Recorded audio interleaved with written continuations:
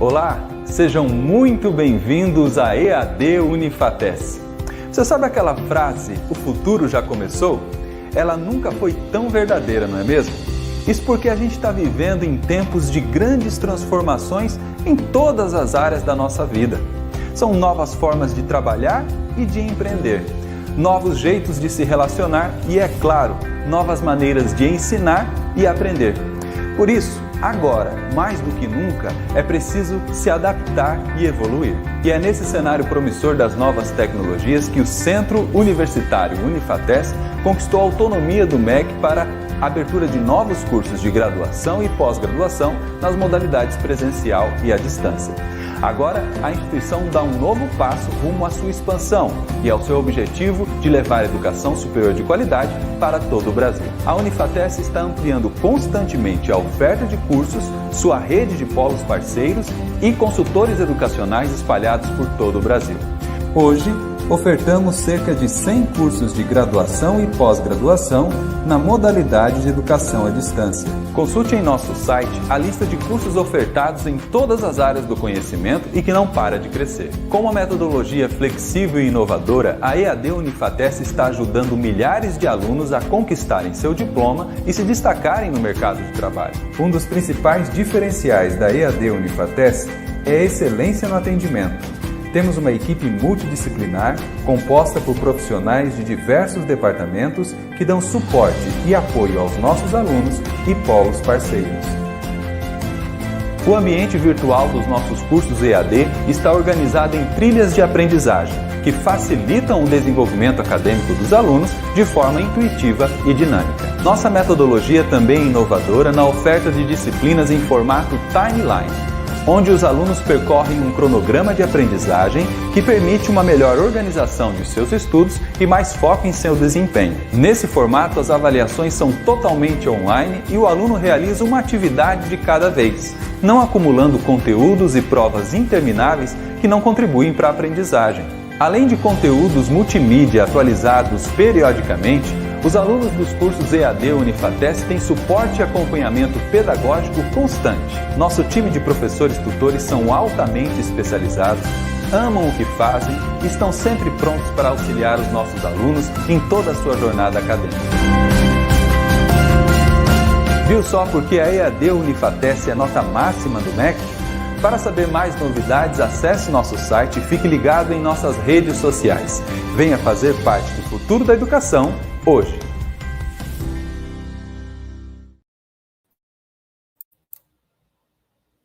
Olá, boa noite a todos. Sejam bem-vindos à nossa live de revisão da disciplina Teste e Qualidade de Software. Eu sou o professor mestre Leandro Dias Lourenço, estarei com vocês aqui, acompanhando e trocando um pouco de ideia com vocês, ok? Junto comigo tem o tutor Matheus. Matheus, se apresente aí um pouquinho para a galera. Boa noite, pessoal. Eu sou o tutor Matheus aí, eu sou o novo tutor da área de TI, do EAD da FATES. Eu estou aqui à disposição caso vocês tiverem dúvidas, dificuldades, tá mexendo na plataforma, no Moodle, qualquer questão, vocês podem estar entrando dentro da disciplina, tem ali a área do Fale com o Tutor, logo abaixo tem o tutorial, ensinando como tá, mandando chamada ali para mim. Qualquer dúvida, dificuldade que vocês tiverem aí, né, durante essa jornada de vocês, jornada acadêmica, pode estar mandando lá para mim, estou à disposição de todos vocês, fazer tudo que estiver no meu alcance para estar ajudando vocês. Qualquer dúvida, dificuldade, é só chamar, viu? Muito obrigado pelo espaço aí, professor. Valeu, Matheus. Bom, pessoal, semana passada, para quem conseguiu assistir, nós tivemos a nossa aula ao vivo, né, praticamente uma semaninha atrás, e hoje vamos fazer a aula de revisão. A aula de revisão, ela vai se basear nas atividades, tá, pessoal? Então, eu vou trabalhar algumas atividades com vocês aqui, e aí, caso surja alguma dúvida, algum detalhe, fiquem à vontade para mandar aí no chat, ok? Para a gente poder discutir um pouco aqui, ok? Então, bora lá, sem mais delongas, vamos dar início ao nosso bate-papo de hoje, nossa aula de revisão. Então, eu vou iniciar nossas atividades falando da atividade APA, né? Então, a APA é o quê? Atividade prática, ou seja, atividade prática que vocês têm que desenvolver para resolver um determinado problema, ok? Então, vamos a ela. Vamos relembrar qual atividade era essa. Então, a atividade prática, ela se tratava a respeito do framework chamado HERT, né? Se a gente for traduzir ao pé da letra, seria coração. Mas aqui, no nosso trabalho, né, com relação a software, nós estamos falando muito, não deixa de ser coração, porque nós estamos falando muito da experiência do usuário. E a experiência do usuário, ela remete ao quê? Eu tenho que entender o que o usuário daquilo que eu estou desenvolvendo necessita para que realmente eu consiga dar um feedback adequado ou desenvolva algo que realmente vai sanar a sua necessidade, ok? Esse é o principal aspecto desse uso desse framework. O que é um framework, pessoal, para quem não sabe? O framework ele nada mais é do que uma forma visual de se trabalhar algo, tá? Existe N frameworks. O HERT é um. Outro, por exemplo, que eu posso dar de exemplo que muita gente usa hoje é o Canva, né? O Canva também é um framework, que é o quê? Tem algumas imagens ali selecionadas, determinando, ó, aqui você vai fazer tal coisa, aqui tal coisa e aqui tal coisa. Então, fica fácil para você entender qual que é o processo de se trabalhar essa questão, ok? Mas vamos à atividade em si, a APA em si. Então, na APA, eu pedi para que vocês fizessem o seguinte, né? Que vocês desenvolvessem uma atividade, ok?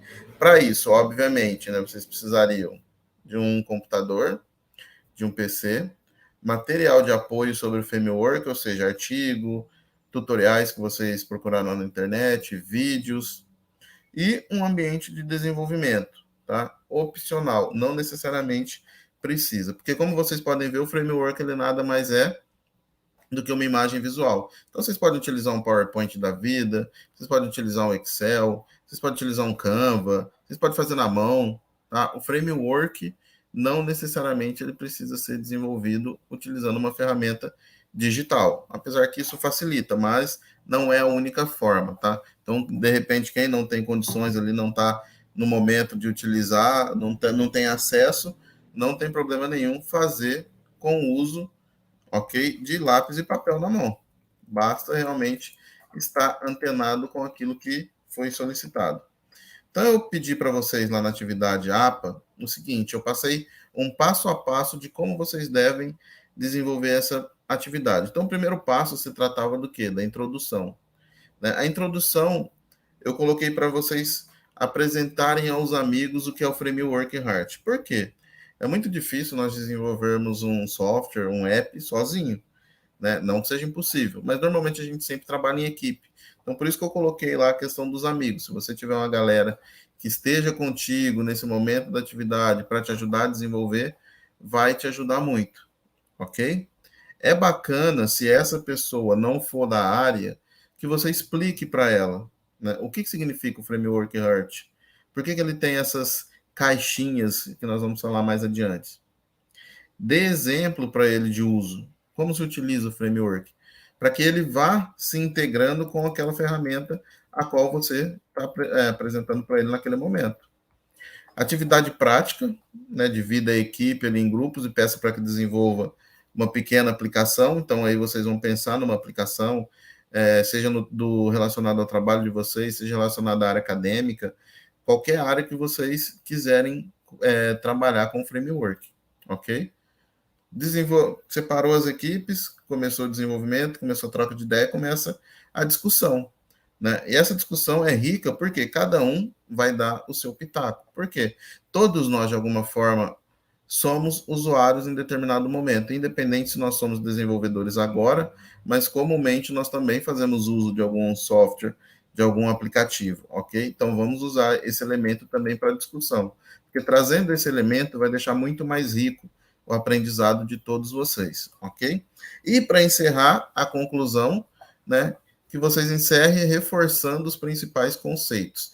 Então, a ideia principal da atividade APA é o quê? Que você faça esse trabalho relacionado a qual atividade você está desenvolvendo, ok?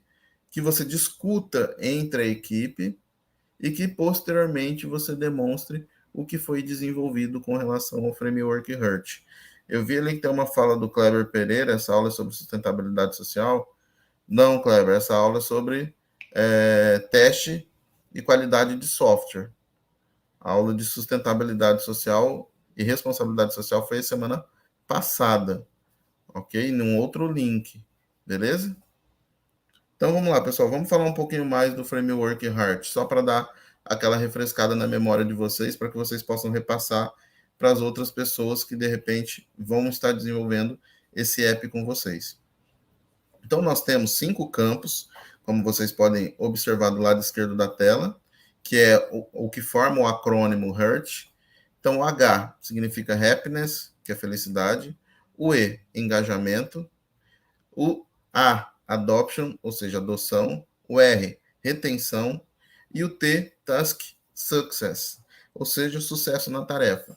Então, nós temos os nossos objetivos, os nossos sinais e as nossas métricas. Lembrando que nós estamos trabalhando aqui, Framework Heart, ele fala e trabalha com relação à qualidade de software. Então, qual que é a qualidade do software, do seu objetivo relacionado à felicidade? Esse seu aplicativo que você está desenvolvendo, esse software, o que ele traz como objetivo de felicidade para quem vai fazer o uso? Quais são os sinais dele? Como que você mede realmente se essa felicidade está funcionando ou não? Quais são os objetivos relacionados ao engajamento? Como que você mede isso? E assim sucessivamente, ok? Então não é pensando, né? Você não vai precisar desenvolver o software ali, não, mentalmente, tá, pessoal? Eu quero desenvolver um software que analisa os dados do mercado onde eu trabalho, tá? Imagina que você trabalha numa mercearia, sei lá, no mercado, e não tem. Ok. Então, vamos pensar em como seria esse aplicativo. Ok. Então, vamos pensar agora, principalmente, em como as pessoas vão se sentir ao utilizar esse app. E aí, por isso que é importante essa discussão, porque você pode trazer para esse momento qual que é a sua experiência de outros aplicativos que você usa, ou de outro software. Você gosta do aplicativo X? O que você gosta nele? O que te deixa feliz em utilizá-lo? O que você acha interessante? Que métrica seria interessante se você fosse o desenvolvedor daquele app, que seria interessante para você mapear? Ok? Então, só para fazer um adendo, vou mostrar para vocês aqui como foi desenvolvido o Spotify. Tá? Então, relacionado, óbvio, ao framework Heart. Ok? Então, quais eram as metas de felicidade dos desenvolvedores do Spotify? Que os usuários aproveitaram a experiência de música sendo tocada. Essa era a forma, ou seja, era aquilo que eles queriam conseguir. Essa era a meta. Quais seriam os sinais relacionados a isso? Pesquisa de satisfação do usuário, ticket de suporte e avaliação da playlist. Como que eles iriam ter essa meta? Como que eles iriam medir isso? Né? Com relação a percentual de tickets resolvido no suporte. Então, ou seja, quantos elementos chegam para o suporte e quantos desses dizem respeito à satisfação dos clientes? É o 90%. Então, eles sabem que a meta deles foi atingida. Com relação ao engajamento, o usuário escutando música por 1 hora por semana. Então, para eles, se a pessoa está utilizando a plataforma deles por 1 hora na semana, já quer dizer que a pessoa está engajada fazendo uso daquela plataforma. Como que ele mediria isso? Medição da duração que a pessoa fica ali online, ok? Quais são os sinais? O usuário escutando novas músicas, tendo gastos escutando as músicas, ou seja, fazendo atualizações no sistema, ok? Então, é assim, pessoal, que o framework é desenvolvido. Então, óbvio que nós estamos pegando um exemplo prático de um app que muita gente usa hoje em dia, né, que é o Spotify. Então, você pode pegar a referência de outros aplicativos para que você mensure e pense no seu framework Heart, ok?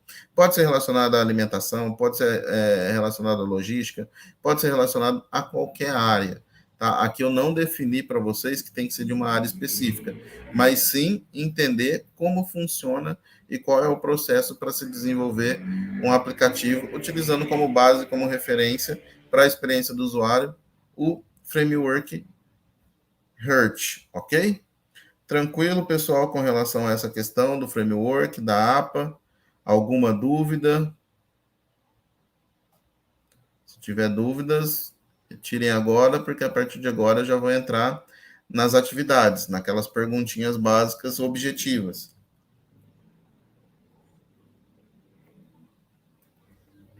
Não? Aparente não? Então vamos tocar o barco, tá, pessoal? Então, vamos falar agora de algumas. Óbvio que vocês têm várias atividades para ser desenvolvida. A gente não teria tempo hábil aqui de falar de todas, ok? Então, selecionei algumas aqui. O Kleber está perguntando qual seria o modo mais fácil de se fazer. O modo mais fácil de se fazer, Kleber, é literalmente, pense em um aplicativo, tá? Independente do que seja. Que aplicativo você gostaria de fazer? Que software você gostaria de fazer? Ah, eu gostaria de desenvolver um software de desenho, sei lá, um software voltado para física, um software voltado para matemática, tá? Pega primeiro, pensa, o que você quer desenvolver? Tá? Esse é o primeiro passo. Então, depois que você pensou em como desenvolver, começa a desenhar esse gráfico que o Hurt mostra para vocês, tá? Esse gráfico de 5 por 3, né? Que são 15 lacunas ali para serem preenchidas, ok? A partir daí, você começa a pensar o seguinte, tá? Eu estou desenvolvendo. Isso é uma experiência, pessoal, que trata muito da empatia, tá? Porque muitas vezes, nós como desenvolvedores, às vezes a gente esquece de quem vai utilizar não sou eu, né? E aí eu tenho que pensar no outro. Quem é a pessoa que está desenvolvendo esse software? É que está desenvolvendo, não, que está utilizando esse software. Então, é um momento onde vocês vão trabalhar muito a empatia de vocês. Então, vocês vão trazer, por exemplo, você pode anotar, Kleber, e fazer um rascunho do lado. Quais são os aplicativos que você usa? Você pode pegar uns 2, 3 de referência e começar a listar. O que eu acho interessante? O que é bacana nesse aplicativo? O que eu não gosto? Né? E aí você vai vendo, opa, principalmente o que eu não gosto. O que eu não gosto que acontece no outro, por que eu vou utilizar aquilo? Então, de repente, serve de base para você fazer com que o seu software, o seu aplicativo, fique melhor do que esse que você faz uso. Da mesma forma, como que você mede? Lembrando que nós estamos falando com relação à qualidade do seu software, tá? Ou do seu app. Então, como que você mede isso? Como que você vai mensurar isso? É importante você deixar muito claro. Eu meço através dos dados que chegam para nós, né? Eu meço através de pesquisa de satisfação, eu meço, como que eu meço? Então é muito importante as métricas serem preenchidas, porque é a forma como você vai literalmente saber se a sua meta foi alcançada ou não.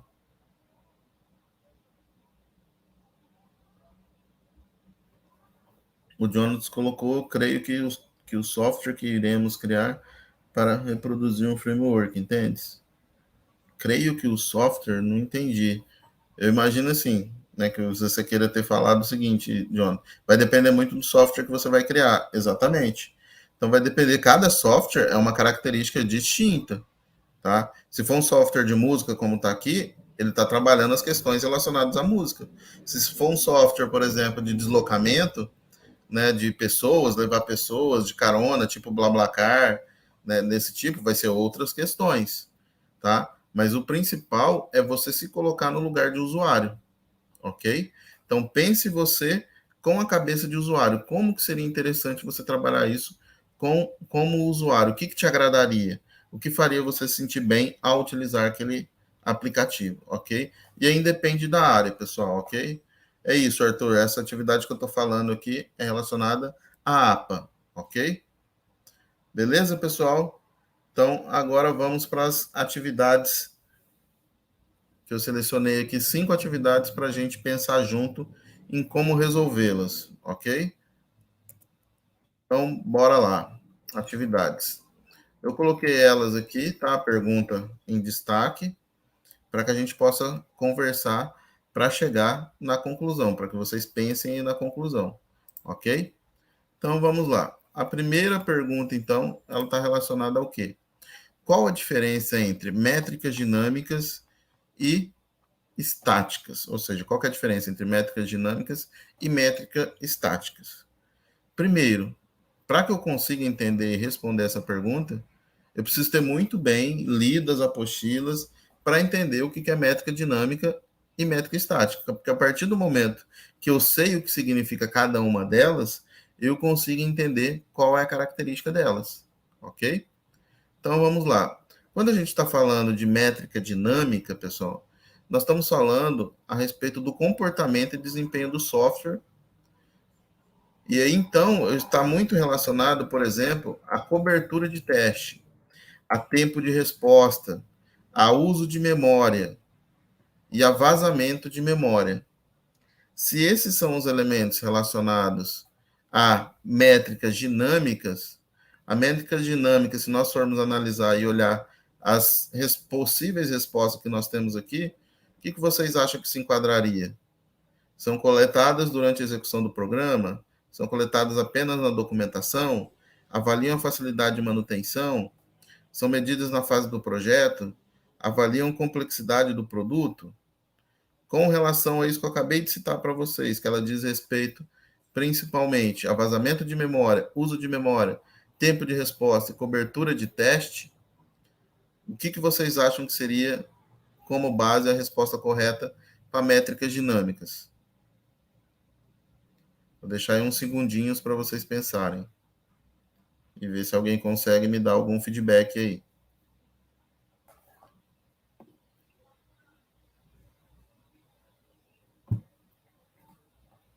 Ninguém? Então vamos lá, pessoal. Ó, se para trabalhar métricas dinâmicas eu uso memória, vazamento de memória e tempo de resposta, isso só vai ocorrer. Como que eu vou saber o tempo de resposta de cada ação do software? Como que eu vou medir o uso da memória? Para isso, eu tenho que estar com ele em uso. Não existe outra forma de eu mensurar isso sem eu estar com ele em uso. Ok? Então, se eu estou com ele em uso, automaticamente, o que acontece? As métricas dinâmicas são coletadas durante a execução do programa. Ok? Então, ou seja, se eu consigo mensurar uma delas, eu não preciso nem saber as duas, pessoal. Mas se eu tiver uma ideia do que vale uma, do que significa uma, eu sei praticamente a resposta da outra. Certo? Então, esse é o raciocínio que vocês têm que fazer, pessoal, para responder esse tipo de pergunta. É entender pelo menos uma das questões, já que eu coloquei duas possibilidades aqui, tá? Que são as dinâmicas e são estáticas. Ah, mas é estática. O que seria? Né? Agora eu falei da dinâmica. O que seria a estática? Né? Estática, por exemplo, pode ser com relação a padrões de codificação, está relacionada também à complexidade ciclomática, a quantidade de código duplicado, ou seja, para isso, não necessariamente eu preciso estar com o software rodando.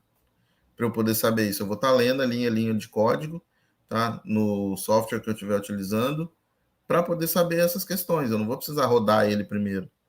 Então, ou seja, as estáticas, elas ocorrem na fase do projeto, enquanto eu estou desenvolvendo. Porque depois eu já vou para a prática e aí entra a dinâmica. Então, o principal, pessoal, dessa questão é você ter o feeling, ter a sacada de entender lá durante as leituras do texto das apostilas, as aulas que eu gravei, ok? Vocês analisarem, se vocês entenderem o significado de uma, você praticamente mata a charada da pergunta, ok? Então, não é uma pergunta complexa, mas é uma pergunta que precisa de entendimento com relação àquilo que está sendo falado e com relação àquilo que está sendo abordado na pergunta. Ok? Alguma dúvida com relação a essa primeira pergunta que foi trazida aqui para vocês? Ou não? Podemos passar para a segunda.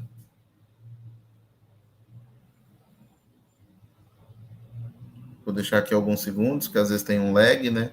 Entre eu falar, vocês ouvirem e dar feedback.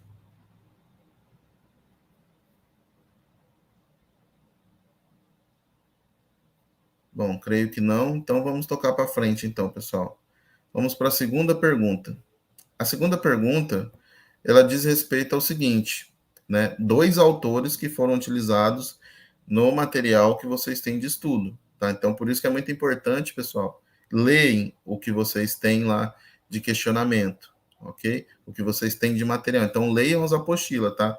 Não tentem fazer aquele famoso olhômetro, só dar aquela folheada na apostila, vamos para atividade, que aí vocês podem se dar mal com relação a isso, ok? Então, qual é a abordagem sugerida por Presner e Maxim para garantir a qualidade de software por meio de controle de qualidade?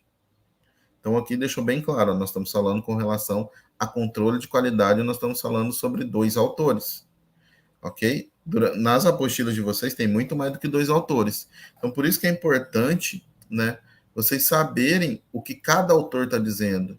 Por isso que é importante, quando vocês veem lá no final do parágrafo, né, vai estar lá, normalmente está o nome do autor, vírgula, e o ano a qual ele disse aquilo, né, com relação ao livro que ele foi citado nessa relação da apostila, e depois se transformou, nesse caso aqui, numa pergunta.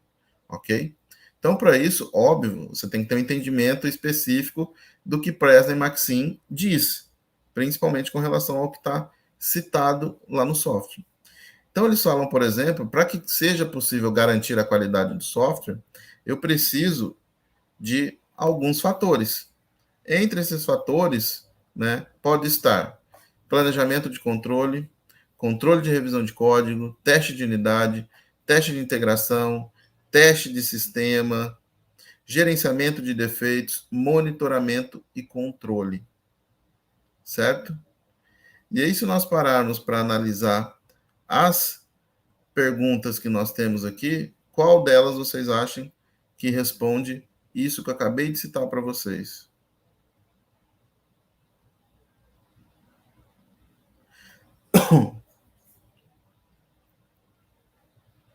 Aplicação de etapas de teste, revisão de modelos, aplicação de técnicas de gerenciamento, implementação de práticas, uso de combinação de medições e feedbacks. Qual dessas vocês acham que representa? Vocês viram que eu citei aqui, né, 7 elementos que eles dizem com relação a essa questão da qualidade do software. Então, se ele diz 7, pelo menos, o que significa? Eu vou, obviamente, qual das opções que tem aqui, né, que tem mais possibilidades de eu utilizar, por exemplo, pelo menos 7 ações. Então, eu já vou por eliminação, né? Então, eu vou aqui, ó, aplicação de etapas de teste. Eu tenho que fazer alguns testes, mas com relação às etapas desses testes, não. Por quê? Porque aqui está muito específico, né? Ele está falando com relação aos erros do código. Então, essa aqui eu já eliminaria de cara. Revisão de modelos de forma a garantir que sejam completos e consistentes também não tem nada a ver com os 7 elementos que eu citei. Aplicação de técnicas de gerenciamento, sim, porque eu comentei gerenciamento de projeto, tá? Mas essa é uma, ele está citando uma. Eu citei 7. Então, opa, não é só isso, tem mais coisas. Implementação de práticas de engenharia de software para garantir a qualidade? Beleza, mas quais são essas práticas? E eu precisaria saber também quais são essas práticas. Então, essa pode ser que sim, porque está falando práticas, não está falando quantas, certo? E, por último, uso de uma combinação de medições de feedback para ajustar o processo quando os artefatos não atendem às metas de qualidade. Então, as duas que eu, de cara, ficaria em dúvida, poderia ser a D e a E. E aí, eu vou, óbvio, o que eu preciso aqui para entender essa... A galera está colocando ali B, C. Eita, ninguém acertou, hein, galera? A resposta correta é a resposta E. Tá? Uso de uma combinação. Por que uma combinação? O que eu citei para vocês? Monitoramento e controle, teste de sistema, gerenciamento de defeito, teste de integração. O que mais que eu citei para vocês? Teste de unidade, controle de revisão de código, planejamento de controle. Então, quando você pega planejamento, você pega o controle de revisão, você pega os testes, né? E você pega gerenciamento de defeito e monitoramento de controle, são elementos totalmente distintos. Então, o uso de uma combinação seria o mais adequado nesse caso, porque são vários elementos distintos que eu preciso unir, combinar, para que eu consiga ter essa qualidade no meu software. E isso, obviamente, tendo isso como ferramentas, eu consigo ter um feedback para ajustar melhor o meu processo. Ok? Então, aqui seria óbvio, né? Como que você saberia todas essas questões? Primeiro, vocês têm que entender o que Fresno e Maxim falam. Então, por isso que é tão importante, galera, não ler só a apostila, mas ler a bibliografia que foi passada lá no final da apostila. Então, livro XYZ, vai lá e pega. O que os livros estão falando? A biblioteca é virtual, pessoal. Então, não necessariamente você precisa estar com o livro físico. Então, você pode ler, né, em PDF, você pode ler em forma de e-book. ok? Esses materiais. Então, é muito importante que vocês também vão atrás dessas informações, tá? A resposta não vai estar pronta. Então, aqui está muito mais a interpretação, mas que vocês necessitam entender o que os autores trabalham, qual que é a fala deles. Por quê? Tem vários autores sobre qualidade de software, sobre engenharia de software, mas o que especificamente eles estão dizendo com relação a essa questão do controle de qualidade, aí sim você tem que conhecer eles a fundo. Por isso que é tão importante entender o que o autor está querendo dizer para você, ok? E entender a leitura de que cada autor passa para você, porque cada autor tem uma linha de raciocínio, ok? Não é questão de decorar, tá, pessoal? Não quero que vocês decorem o que cada autor fala, até porque é impossível. Cada autor tem 2, 3, 4, 5 livros, não tem como. Mas você entender qual o raciocínio que eles têm com relação ao que foi proposto pela leitura que eles desenvolveram, ok? Beleza? Jonathan, Douglas, infelizmente vocês erraram, né? Mas a resposta correta seria a resposta E. Vamos para a terceira pergunta, pessoal. O Douglas fez um comentário aqui, só antes de eu ler a terceira pergunta. Sempre usar feedback tirado das medições para fazer as manutenções? Sempre, Douglas. Feedback é fundamental, cara. Por quê? Sem o feedback, você não sabe o que você tem que fazer. Então, o feedback é literalmente, por exemplo, eu estou dando essa aula agora. Como é que eu vou saber se a aula está boa ou não? Eu preciso de um feedback, né? E aí, esse feedback quem dá é vocês. Eu posso perguntar no final, e aí, galera, o que vocês acharam da aula? Gostou? Não gostou? Né? De qualquer forma, o feedback não necessariamente ele precisa ser positivo. Tá? Então, quando a gente fala de desenvolvimento de software, se você tiver um feedback de alguma ação que está sendo desenvolvida negativo, significa o quê? Opa, tem um erro ali, então eu preciso ajustar. Da mesma forma, se for um feedback positivo, também você pode analisar o feedback positivo como, opa, tá ok, como o feedback positivo, dependendo da forma como ele foi passado, também serve de degrau para que você possa melhorar ainda mais aquela ação, ok? Mas é fundamental, todo desenvolvimento de software, galera, é necessário ter um feedback, senão você não sabe o que necessita ser ajustado no seu sistema. Exatamente o que o Ronilson acabou de colocar ali, ó. Os feedbacks são as sugestões que vão ajudar no desenvolvimento. Show, Ronilson, né? Eu falei, que você conseguiu reduzir em um parágrafo e meio aí, praticamente. Mas é literalmente isso, galera. Beleza? Então, quando a gente fala de qualidade, teste de software, é isso. O teste ele vai servir para te dar feedback, assim como a qualidade. Ok? Isso para tudo, tá? Então, vocês podem pensar aí com relação a tudo, seu trabalho. Como que você sabe se você está indo bem ou não no trabalho? Você precisa de um feedback, né? Alguém precisa falar para você, ó, seu serviço não está legal. Melhora aqui, melhora ali, ajusta aqui, ajusta ali. E aí você vai ajustando. Um software não é diferente. Então vamos lá, continuando, pessoal. Nossa terceira pergunta é: qual é a definição de software bom o suficiente, de acordo com Presnan e Maxim? Repare um detalhe nessa pergunta, pessoal. O que ela tem a ver com a segunda pergunta que eu acabei de trazer para vocês?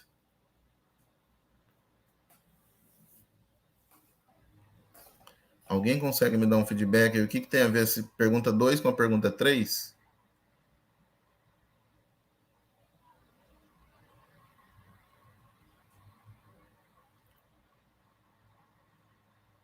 Nada?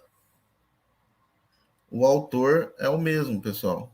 Observe que a segunda e a terceira pergunta estão relacionados aos mesmos autores. Então, volto a frisar: se você não conhece quais são as características dos autores que você está lendo, você tem que aprofundar um pouco mais a sua leitura com relação a essa questão. Isso, o Jonathan falou ali, o pensamento. Exato, porque são os mesmos pensadores, né, que estão falando e que estão citando essas perguntas. Ok? Beleza? Então, vamos lá. Vamos ler de novamente a pergunta, só para ficar fresca, né? Qual é a definição de software bom o suficiente, né? Tá até entre aspas, ó, de acordo com Presnan e Maxim. E eles colocam 5 possibilidades de resposta.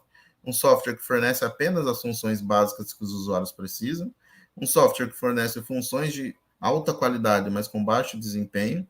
Um software que fornece funções e características de alta qualidade que os usuários desejam, mas também fornece outras funções e características. Um software que fornece funções e características de alta qualidade que os usuários desejam, mas que contém muito erro. Um software que fornece funções e características de alta qualidade que os usuários desejam, mas que só funciona para empresas de grande porte. Ou seja, então aqui, pessoal, vai um pouco até do nosso conhecimento, ó. Pô, não vou nem precisar falar, então, todo mundo acertou, é a letra C. Ó, estão começando a captar o raciocínio, isso é bacana. Então, o que acontece, pessoal? Isso, acho que a galera foi meio que por eliminação, já de bate-pronto, né? Então, um software um software que fornece funções e características de alta qualidade que os usuários desejam, porque se ele é bom o suficiente, quem está avaliando se ele é bom o suficiente é quem faz uso, ok? Mas também fornece outras funções e características. E aí você pode se colocar novamente como visão de usuário. Você usa aplicativo. Quando você está utilizando o aplicativo, o que você deseja do aplicativo que você está usando? Ou de um software que você está utilizando? Que ele tenha funções de alta qualidade, que não te deixe na mão, né? Mas que também traga outras funções que a princípio você nem imaginava que precisava. Né? Vou dar um... John está perguntando, a sua experiência e interface do produto é maior que o seu funcionamento? Eu não vou colocar dessa forma, John, como se fosse tipo melhor e pior. Tá? As duas são importantes. Tá? Por quê? Se a interface do produto não for atrativa para aquele público a qual ele foi desenvolvido, por que a pessoa vai fazer uso? Tá? E outra, você pode ter uma experiência interface legal, mas se também não funcionar, ficar travando, não vai servir. Então, não tem essa menos e mais. As duas têm que estar com a mesma qualidade, porque nós estamos falando de qualidade de software. Então, as duas têm que ser boas. Imagina o seguinte, você está desenvolvendo um software para pessoas que têm deficiência. Tá? Então, qual que é a interface dele?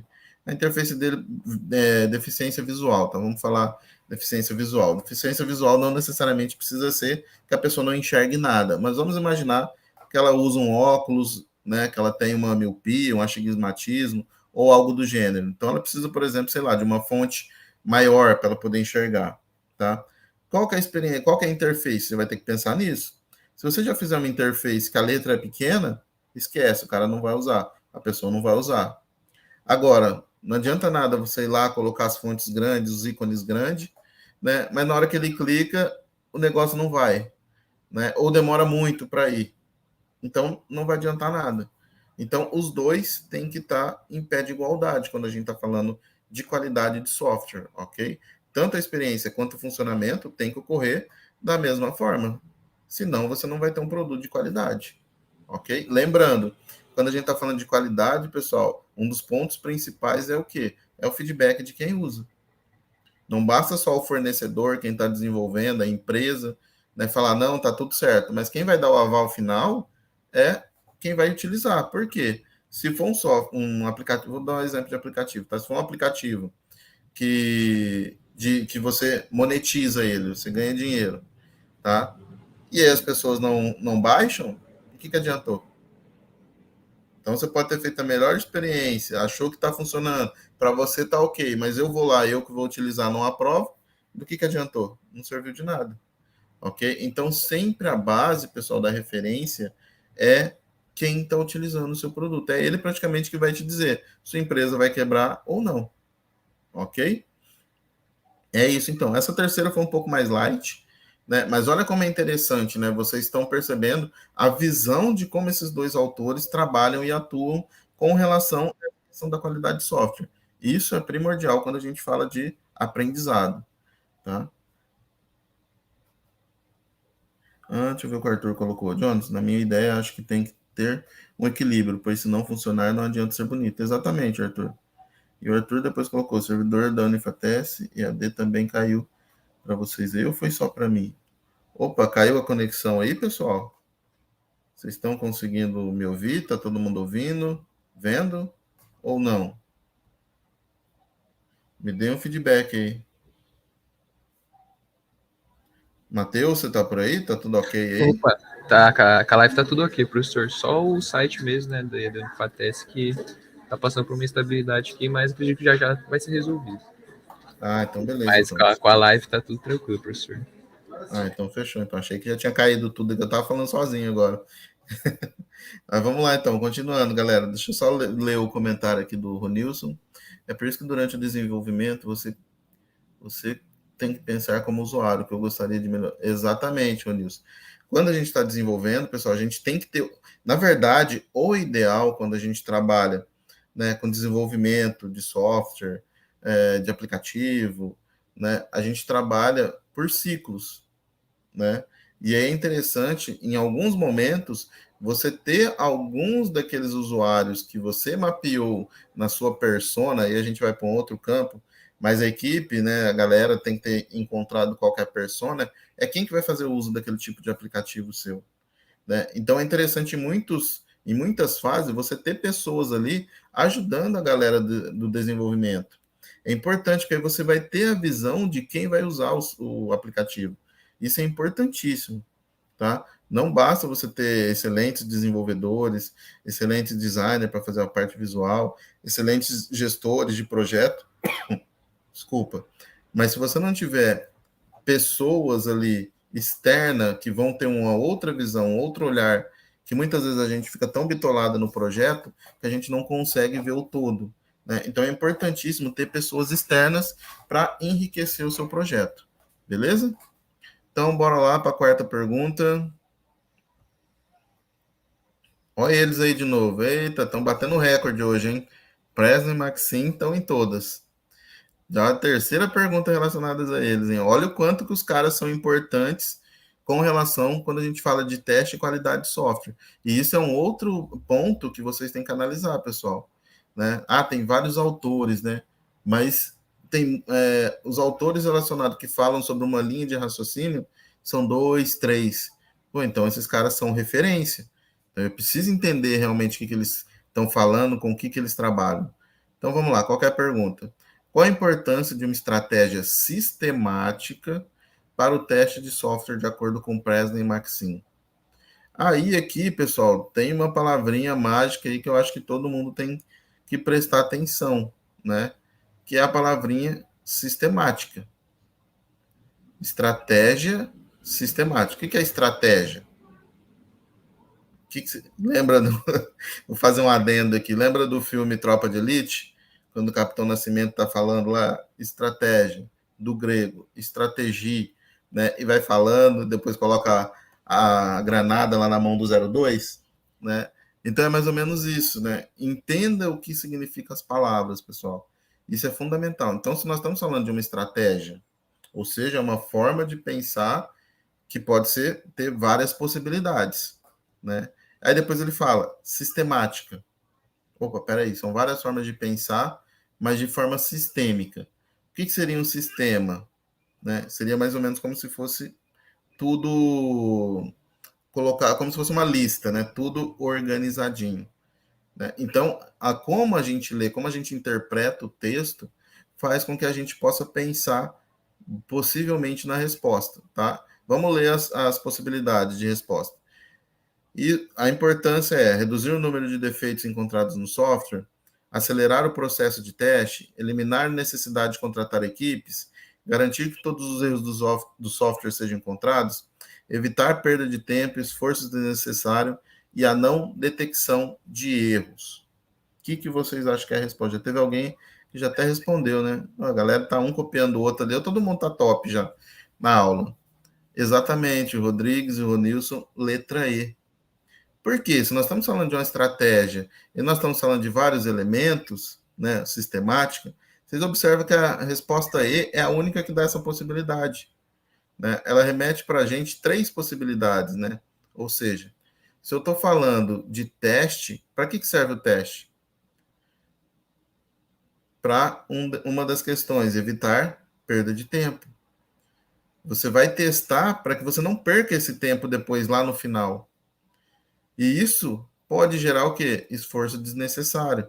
Perda de tempo automaticamente está linkada a esforço desnecessário. Você vai pôr uma galera ali para ficar vendo o que aconteceu, sendo que você poderia ter evitado isso lá anteriormente. E a não detecção de erros. Né? Então, olha que interessante. Aqui também dá para a gente... Ih, Jonas, errou aí, infelizmente. É aí. Né? Então, olha que interessante, né? Se a gente entender a tradução das palavras, já facilita gigantescamente, ou seja, interpretação de texto, pessoal. Por mais que a gente seja da área de TI, mas vocês estão vendo que a gente precisa entender, a gente precisa ler, a gente tem que ter contato com o cliente, né? Então a gente tem que saber ter inteligência emocional para falar com as pessoas, a gente tem que saber interpretar texto, a gente tem que saber quem que são os autores, a gente tem que ler, ler, ler, não tem como, não é só sentar na frente e pau na máquina, né? Código, código, código. Não, não é só isso, né? Então, saber interpretar é fundamental, ok? Então, a importância de uma estratégia ampla, onde você vai mensurando detalhe a detalhe, segundo eles, eles fazem isso para quê? Para evitar a perda de tempo, para fazer com que não tenha desperdício de esforço e para detectar erros. Isso tudo gera o quê para a empresa que está desenvolvendo ou para você que está desenvolvendo como indie, né? Você está desenvolvendo sozinho. Evitar perda de tempo evita o quê? Perda de dinheiro. Porque hoje todo mundo sabe, tempo é dinheiro. Então, se você está perdendo tempo, você está perdendo dinheiro. Se você está fazendo com que as pessoas façam e refaçam, e refaçam, e refaçam, você está perdendo dinheiro. E se você está fazendo com que não seja possível encontrar os erros daquele sistema, daquele software que está sendo desenvolvido, você também está perdendo dinheiro. Também, Rodrigues, entra tudo, tá tudo misturado, né? Quando você fala teste, qualidade de software, gerenciamento de projeto, metodologias ágeis, né? Tá tudo relacionado a essas questões, tá? Por quê? A metodologia ágil, a ideia dela principal é que você encontre os problemas de forma ágil, literalmente, de forma rápida. Exato, o diagrama de Chikawa, PDCA, 5W2H, né? Todos os porquês, os comos, né? Então, é muito interessante. Então, tá tudo atrelado. Então, quando vocês estão vendo essas disciplinas, principalmente as mais teóricas, né? Porque essa aqui não é tanta prática, não é mão na massa, né? Mas elas tudo se entrelaçam, ok?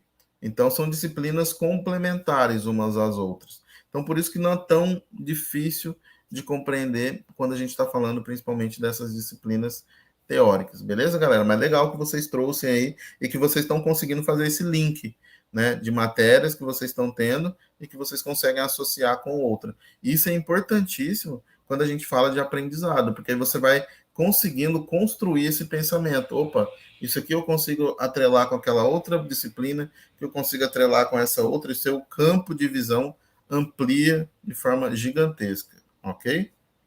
Pessoal, para a gente finalizar a nossa aula, eu trouxe a quinta e última pergunta de hoje, tá?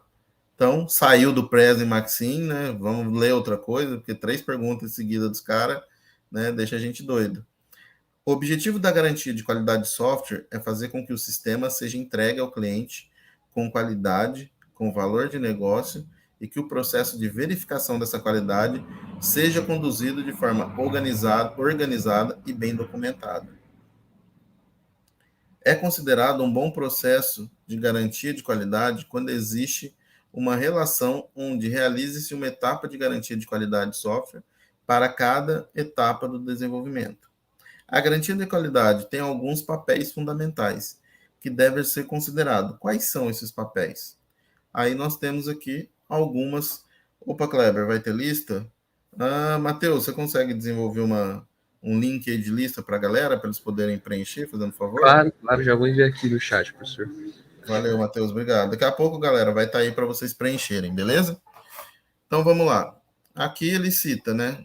A resposta A, auditoria, inspeção, treinamento e capacitação, gestão de mudança, tratamento de não conformidades, melhoria contínua, gestão de mudança, tratamento de não conformidade, melhoria contínua, auditoria, inspeção, treinamento e capacitação, tratamento de não conformidades e o último, ajudar a estabelecer processos, determinar programas de medida para avaliar processos, procurar identificar as fraquezas de medida para avaliar processos, é uma responsabilidade de gerenciamento, está relacionado com todos os produtos que serão gerados por um processo, avalia-se o controle de qualidade, avalia se o controle de qualidade está funcionando.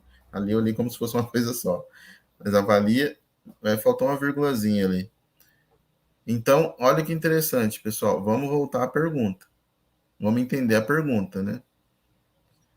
O objetivo de garantia. Opa, o Kleber já foi ali. O objetivo de garantia da qualidade de software é fazer com que o sistema seja entregue com qualidade, com valor, e que o processo de verificação dessa qualidade seja conduzido de forma organizada e bem documentada. Opa! Então, peraí, se já está falando aqui que é bem documentada significa o quê quando a gente está falando de gestão de projeto e de qualidade? Nós vamos linkar ao PMBOK, né? E aí o PMBOK está uma pancada, vocês sabem, uma pancada de documento para ser preenchido, para que seja realmente resguardada todas as fases do processo. Opa, então peraí, então já vou associar esse bem documentada ao PMBOK, já essa caixinha aqui ativa para mim. Beleza. Segundo passo, é considerado um bom processo de garantia de qualidade quando existe uma relação onde realiza-se uma etapa de garantia de qualidade de software para cada etapa de desenvolvimento. Então, peraí, cada etapa que está sendo feita, eu testo para garantir que aquilo está funcionando. Opa, então é algo cíclico, né? Então, beleza. Bem documentada e cíclico. O cíclico vai me remeter muito à metodologia ágeis que vocês falaram. E aí vem literalmente a pergunta. A garantia da qualidade de alguns papéis que devem ser considerados, quais são esses papéis? Então, com essas informações em mãos, qual dessas aqui acha que seria mais relevante? Auditoria e inspeção? Legal, auditoria é bacana, porque o cara vai ver toda a documentação, né? Então, relacionada à documentação, ele vai analisar. Inspeção também. Treinamento e capacitação da equipe, aqui já não entra. Então, se treinamento e capacitação já não entra com relação a essa questão, eu já descarto de cara A e D, porque essas duas têm essa possibilidade, né? E aí tem aqui tratamento de não conformidade, melhoria contínua e gestão de mudanças. Gestão de mudanças entra porque você tem que fazer um ajuste. Quando você fala do tratamento da documentação, muitas vezes você vai ter que trabalhar a gestão de mudança interna de acordo com a cultura empresarial da empresa. Então, aqui ainda está dentro, está dentro. E aí você fala melhoria contínua, né? A melhoria contínua é um processo que tem que ser desenvolvido, mas que não necessariamente está atrelada, né, a o bom processo de garantia de qualidade, ok? Então, a gente já descarta também B e C. A e D já foi descartada de cara. Sobrou B, C e E. B, C eu acabei de descartar, sobra o quê? A E. Então, a E, olha lá, ajudar a estabelecer processos, determinar programas de medida para avaliar esses processos, ou seja, lembra que quando ele fala aqui, ó, organizada e bem documentada, olha a ação, ajuda a estabelecer processo. Opa, então peraí, eu estabeleço o processo. Se eu estabelecer um processo, determina como medir esse processo. Então, eu já tenho ali um leque de, opa, peraí, eu estou indo para o caminho do PMBOK, lembra que eu falei? Que é estabelecer um processo e analisar isso, como que eu avalio isso. Depois, procurar identificar as fraquezas da medida para avaliar esse processo. Então, opa, tem uma sequência ali literal acontecendo. Isso tudo, óbvio, é responsabilidade do gestor de projeto. E aí, praticamente, eu já mato a charada, né? Está relacionado com todos os produtos que serão gerados por um processo? Exatamente, cada fase, né, que é cíclica, a gente vai avaliando, fazendo todas as informações e eu obtenho a resposta que eu desejo, ok? E lá no final avalia se o controle de qualidade está funcionando ou não, porque eu fui avaliando ponto a ponto, detalhe a detalhe, sequência a sequência. Então, aqui novamente volto a frisar, pessoal, é interpretação de texto. Exato, Ronilson, a letra E está toda explicativa, é basicamente isso, ela vai dando o passo a passo do que você tem que fazer, ou seja, não tem como errar essa pergunta, pessoal. Talvez a gente se perca pela quantidade de informação que tem aqui, né? No início, na introdução da pergunta. Que às vezes é tanta informação que você fala, caramba, eu não entendi nada. Por isso que é importante interpretar e saber o que está te perguntando, pessoal. Ok? Às vezes a gente foca tanto na pergunta, mas a gente esquece do texto que está anteriormente. Por isso que em muitas perguntas são utilizados esses textos base de referência. Então, eles não estão ali à toa, estão ali para te dar um direcionamento e muitas vezes eles vão te dizer praticamente quase que a resposta. Ok? Galera, era isso que eu queria falar para vocês hoje. fazer esse resumo da disciplina. O resumo do conteúdo eu não vou ficar passando, porque vocês já assistiram às aulas, né? Já viram a aula ao vivo a semana passada, então era mais para trazer e para sanar algumas dúvidas de como vocês devem seguir com relação ao raciocínio de vocês para obterem as respostas com relação a essas questões. Então, aqui são algumas das questões, tá? Não trouxe, como eu disse anteriormente, não trouxe todas, senão a gente vararia a noite aqui, né? Então, não é esse o intuito, mas é fazer com que vocês realmente desperte para essa parte da resolução das atividades, pessoal. Então, boas atividades para vocês, boa resolução. Acho que eu consegui trazer para vocês uma forma como vocês pensarem para responder essas perguntas de forma rápida. Ok, pessoal? Então, mais uma vez, obrigado. Obrigado, Matheus. Caso alguém tenha alguma pergunta, ainda fico aqui mais alguns segundos ou minuto para que eu possa responder. Ok, pessoal?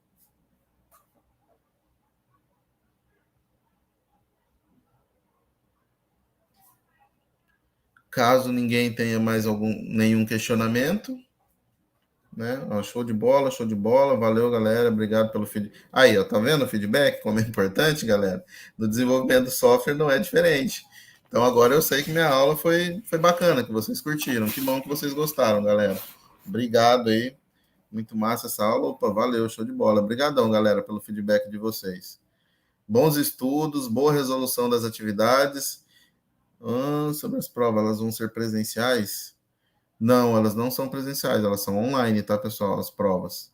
Tanto as provas, quanto resolução de atividade, quanto APA, quanto fórum, é tudo online, tá? Beleza? Mas qualquer dúvida relacionada a essa questão, vocês podem mandar lá para o Matheus no chat do sistema, tá? Apesar que deu pane ali agora há pouco, mas já deve ter voltado, imagino eu. Mas ele vai ajudar vocês com relação a essa questão. Beleza, galera? Então, mais uma vez, muito obrigado. Foi um prazer ficar essa quase uma horinha que a gente está fechando. Tá bom? Sucesso a todos aí. A gente se encontra aí numa próxima oportunidade. Até mais.